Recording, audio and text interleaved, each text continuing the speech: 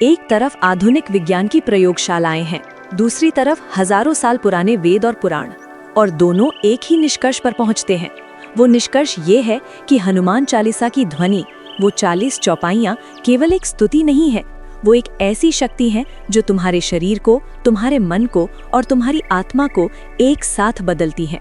और यदि तुम प्रतिदिन हनुमान चालीसा सुनते हो तो जो होता है उसे ना तुम रोक सकते हो न संसार। इस वीडियो को अभी बंद मत करो, क्योंकि आज हम शास्त्रों के साथ साथ आधुनिक विज्ञान के उन तथ्यों की बात करेंगे जो ये सिद्ध करते हैं कि हनुमान चालीसा का प्रतिदिन श्रवण तुम्हारे जीवन को वो दे सकता है जो कोई दवा, कोई थेरेपी और कोई तकनीक नहीं दे सकती। पूरा वीडियो देखो, हर एक बात महत्वपूर्ण है। सबसे पहले ये जानना जरूरी है कि हनुमान चालीसा की रचना क्यों और कैसे हुई। तुलसीदास जी ने रामचरितमानस की रचना अवधि में की, लेकिन हनुमान चालीसा को उन्होंने एक विशेष उद्देश्य से लिखा। ये एक कवच है, एक दिव्य ध्वनि संरचना है। प्रत्येक चौपाई में जो शब्द हैं, जो मात्राएं हैं, जो लय है, वो सब एक सुनियोजित ध्वनि विज्ञान पर आधारित है। और ये ध्वनि विज्ञान वेदों जितना ही प्राचीन है। सामवेद, जो चारों वेदों में सबसे अधिक संगीतात्मक है, उसमें कहा गया है कि ध्वनि ब्रह्म का पहला रूप है। शब्द ब्रह्म की अवधारणा वैदिक दर्शन का मूल है। ऋग्वेद में कहा गया है वाग देवी, अर्थात वाणी स्वयं एक देवी है। जब तुम किसी दिव्य ध्वनि को सुनते हो तो तुम केवल कानों से नहीं सुनते, वो ध्वनि तुम्हारे पूरे अस्तित्व में प्रवेश करती है। और हनुमान चालीसा की ध्वनि उन सभी ध्वनियों में सर्वोच्च है जो कलयुग में उपलब्ध हैं। अब विज्ञान की बात करते हैं।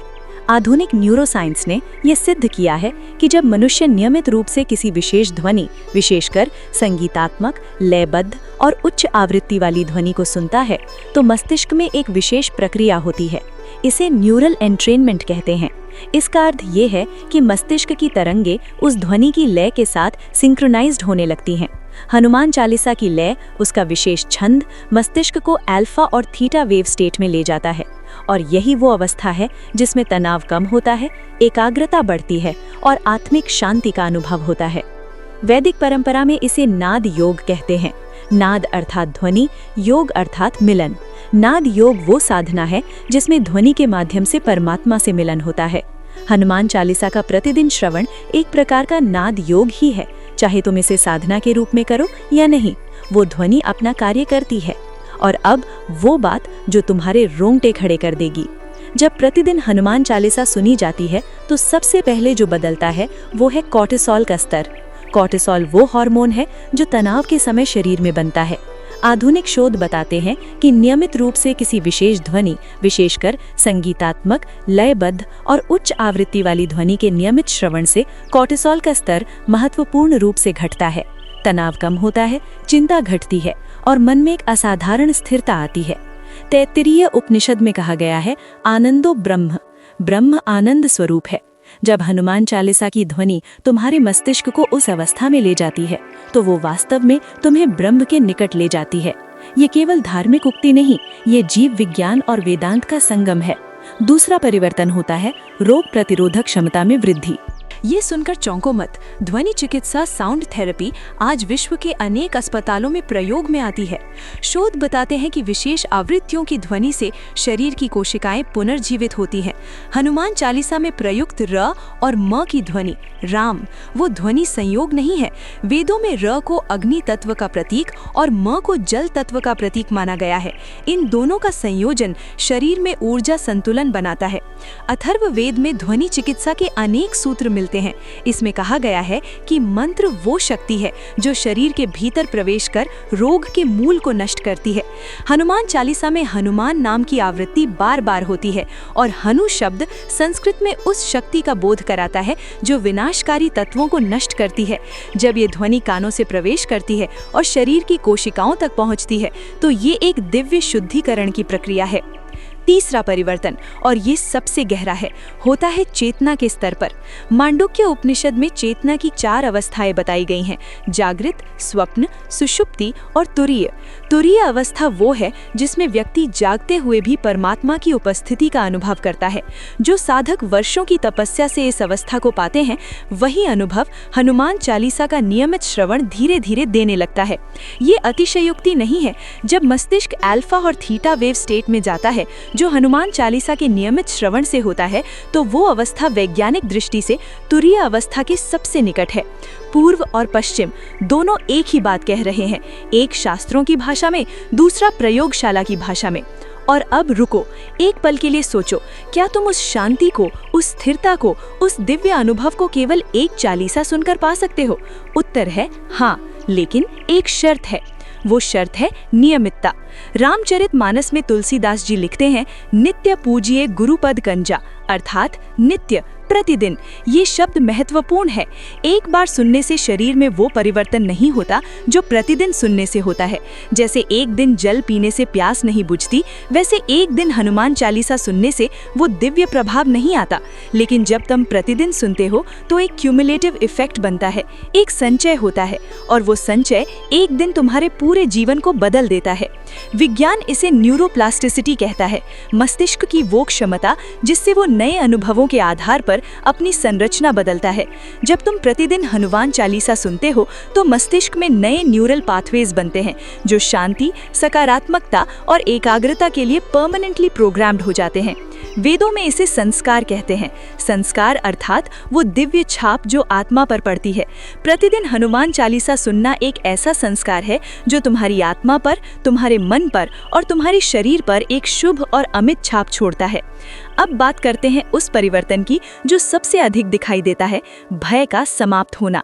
हनुमान चालीसा में एक पंक्ति है, भूत पिशाच निकट नहीं आवे, महावीर जब नाम सुनावे। ये केवल आत्माओं के भय की बात नहीं है। भूत का अर्थ है अतीत की पीड़ाएं, पिशाच का अर्थ है वो नकारात्मक विचार जो तुम्हारे मन को खाते रहते हैं।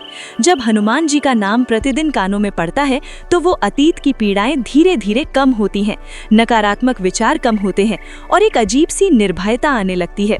साइकोलॉजी इसे कॉग्निटिव रिस्ट्रक्चरिंग कहता है, नकारात्मक थॉट पैटर्न्स को सकारात्मक विचारों से रिप्लेस करने की प्रक्रिया। और हनुमान चालीसा के शब्द, बुद्धिहीन तनु जानी के सुमिरों पवन कुमार, बल बुद्धि विद्या देहु मोहि, हरहु कलेश विकार, ये एक दैनिक एफर्मेशन है, एक ऐसा संकल्प जो प्रतिदिन दोहराने से मस्तिष्क की नकारात्मकता को काटता है और उसकी जगह बल, बुद्धि और विद्या का संस्कार बनाता है। स्कंद पुराण में हनुमान जी के नाम की महिमा का वर्णन करते हुए कहा गया है कि जो व्यक्ति प्रतिदिन हनुमान स्तुति का श्रवण करता है उसके जीवन से 3 प्रकार के ताप, आधि भौतिक, आधि दैविक और आध्यात्मिक, धीरे धीरे दूर होते हैं। आधि भौतिक अर्थात शरीर और संसार के कष्ट, आधि दैविक अर्थात प्रकृति और ग्रहों के प्रभाव, आध्यात्मिक अर्थात मन और आत्मा की पीड़ाएं। तीनों प्रकार के कष्टों का निवारण केवल प्रतिदिन हनुमान चालीसा सुनने से। और अब वो सत्य जो तुम्हारी आत्मा को झकझोर देगा। हनुमान चालीसा की अंतिम पंक्तियां हैं, जो 100 बार पाठ कर कोई, छूटहि बंदी महासुख होई। 100 बार पाठ करने से बंधनों से मुक्ति और महासुख की प्राप्ति। लेकिन तुलसीदास जी ने यहाँ केवल पाठ की बात नहीं की, श्रवण भी उतना ही पवित्र है। सामवेद में श्रवण को श्रुति कहा गया है और श्रुति को साक्षात देवी का दर्जा दिया गया है। जो सुनता है वो भी उतना ही पवित्र हो जाता है जितना जो पाठ करता है। इसलिए जब तुम प्रतिदिन हनुमान चालीसा सुनते हो, चाहे तुम गाड़ी चला रहे हो, घर का काम कर रहे हो या बस बैठे हो, वो ध्वनि तुम्हारे भीतर प्रवेश करती है। वो शब्द तुम्हारी चेतना में उतरते हैं और धीरे धीरे वो तुम्हें वो बनाते हैं जो हनुमान जी चाहते हैं। एक ऐसा भक्त जो निर्भय हो, जो शांत हो, जो बुद्धिमान हो और जो श्री राम के निकट हो। यही हनुमान चालीसा का वास्तविक विज्ञान है, यही उसका वास्तविक वरदान है। तो आज से, अभी से एक संकल्प लो, प्रतिदिन कम से कम 1 बार हनुमान चालीसा सुनोगे। मंगलवार और शनिवार को 2 बार, और यदि संभव हो तो प्रातःकाल, क्योंकि ब्रह्म मुहूर्त में सुनी गई ध्वनि का प्रभाव दिन भर रहता है। ये विज्ञान भी कहता है, सुबह का मस्तिष्क सबसे अधिक रिसेप्टिव होता है। और वेद भी कहते हैं, ब्राह्मे मुहूर्ते या श्रुति ही सा जीवन पर्यंत साथ रहती है। यदि आज का ये वीडियो तुम्हारे मन को, तुम्हारी भक्ति को और तुम्हारे विश्वास को एक नई शक्ति दे गया तो अभी इस चैनल को सब्सक्राइब करो, क्योंकि यहाँ हर दिन वेद, पुराण, रामायण, महाभारत और उपनिषदों के वो अनमोल सत्य सामने लाए जाते हैं जो तुम्हारे जीवन को सार्थक, तुम्हारी भक्ति को गहरी और तुम्हारी आत्मा को जागृत करें। घंटी भी दबाओ ताकि ज्ञान का ये प्रकाश तुमसे कभी दूर ना हो, क्योंकि तुम इसके योग्य हो और हनुमान जी चाहते हैं कि तुम ये जानो। जय श्री राम, जय बजरंगबली।